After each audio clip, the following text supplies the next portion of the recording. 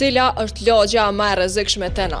Kodra e trimave, Dardania, bregu i diellit, ana i lagje tjetër. Kjo ka pak rëndësi, po a keni menduar ndonjëherë se çysh ndikojnë fëmijët që rriten në lagje të rrezikshme? Fëmijët që jetojnë lagje ku ka dhunë përballen me sfida të mëdha në zhvillimin e trunit të tyre. Jo, nuk është veç për shkak të ambientit fizik, është mënyra se çysh truni i tyre reagon ndaj frikës edhe stresit të përditshëm. Sipas Hyde edhe kolegëve të vet, jetesa në lagje të dhënshme mundet me ndryshu mënyrën se si amigdala, pjesa e trunit që përcepton frikën edhe i përpunon kërcënimet, përgjigjet ndaj stresit. Fëmijët që përballen me dhunë në komunitetin e tyre tregojnë reagim më të fortë të amigdal kur shohin fytyra të frikshme ose të zemrume. Ky reaktivitet i lartë lidhet me ankth, depresion edhe probleme të sjelljes. Po, ka shpresë. Studimi tregon se prindrit e përkushtuar munden me ndërprej këtë lidhje.